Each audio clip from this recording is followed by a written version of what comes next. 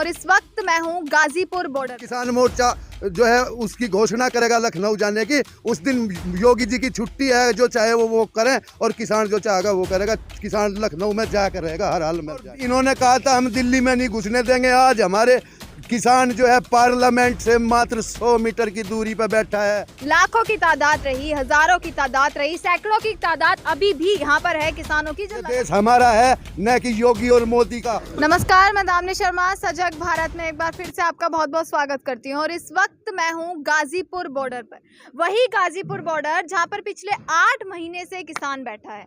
लाखों की तादाद रही, हजारों की तादाद रही, सैकड़ों की तादाद अभी भी यहाँ पर है किसानों की, जो लगातार इस प्रयास में है कि सरकार उनकी मांगों को सुने, उनके अधिकार यानी कि तीनों कृषि कानून वापस हो। यही है आपकी मांगे, और एमएसपी को कानून बनाया जाए, ये अधिकार जो है इन्हें दे दिए जाएं।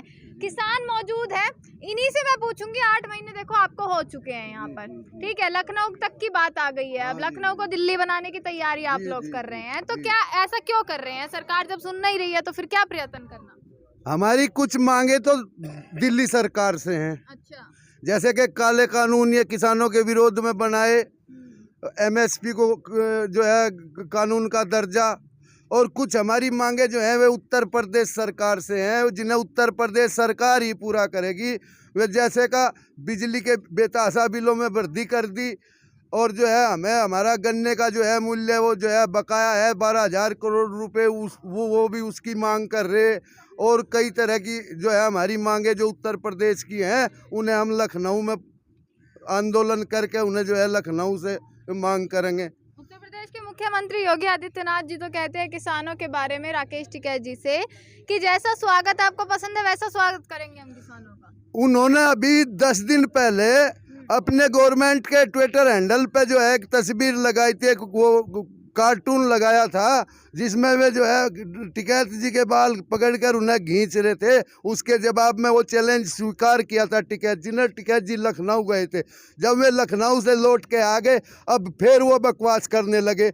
मैं चैलेंज देता हूँ इस बात का, जिस दिन टिकैत जी फिर और संयुक्त किसान मोर्चा जो है उसकी घोषणा करेगा लखनऊ जाने की, उस दिन योगी जी की छुट्टी है, जो चाहे वो करें, और किसान जो चाहेगा वो करेगा।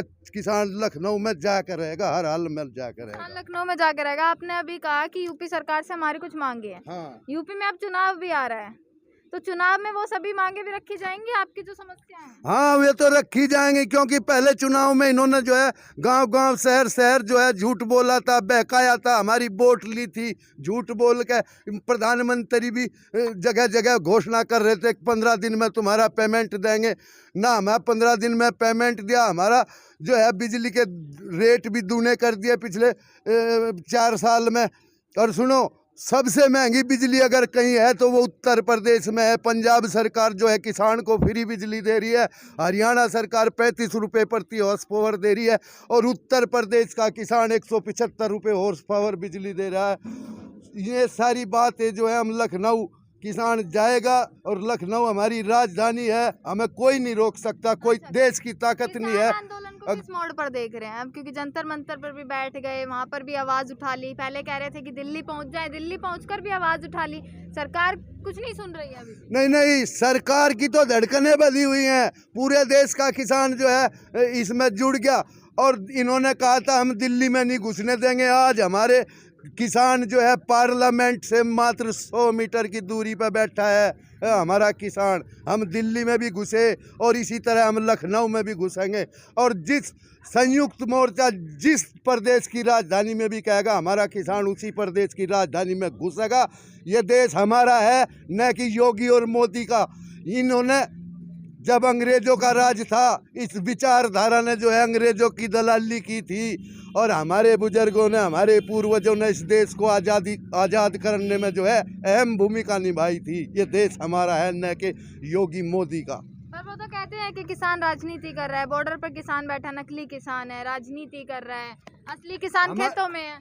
हमारे किसान नेता स्वर्गीय चौधरी चरण सिंह जी ने हमें एक सीख दी थी, खास तौर से उत्तर प्रदेश के किसान को। एक नज़र जो है खेत पर रखो और एक देश की पार्लियामेंट पर रखो। देश की खुशहाली का रास्ता खेतों और खलियानों से होकर गुजरता है। और ये इनकी विचारधारा है कि देश की खुशहाली का रास्ता अंबानी और अडानी के घरों से होकर गुजरता है। इस देश का किसान मजदूर कतई भी बर्दाश्त नहीं करने का। अच्छा, तो आगे कैसे देखते हैं? अब चुनाव आ रहा है यूपी का, चुनाव में वोट भी देंगे। वहीं योगी जी कहते हैं कि हमने रोजगार भी दे दिया लोगों को और आगे आने वाले चुनाव में जो बिजली समस्या पानी की है वो सब सॉल्व हो जाएंगी आपकी। हाँ, आने वाले चुनाव में वोट तो देंगे हम, पर वोट उसे देंगे जिसका संयुक्त किसान मोर्चा ऐलान करेगा। और हमें उम्मीद है कि संयुक्त किसान मोर्चा किसी पार्टी विशेष का ऐलान नहीं करेगा, बल्कि बीजेपी को हराने की घोषणा की जाएगी। और उत्तर प्रदेश का हर किसान गरीब मजदूर जो है वो बीजेपी को हराने के लिए काम करेगा। अब कानूनों की लड़ाई क्या बीजेपी को हराने की लड़ाई बन गई है?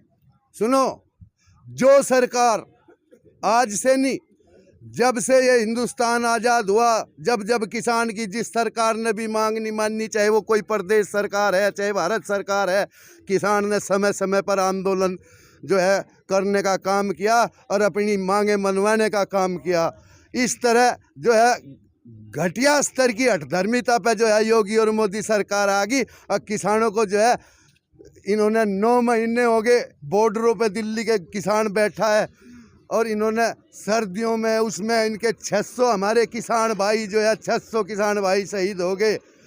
इन्होंने जो फ्री अनाज बांट रहे, जो गवर्नमेंट की पिछली की योजना थी उसमें 90 रुपये का जो है अनाज है, और 150 रुपये जो है उसके थैले की छपाई की कीमत है, अपना प्रचार कर रहे।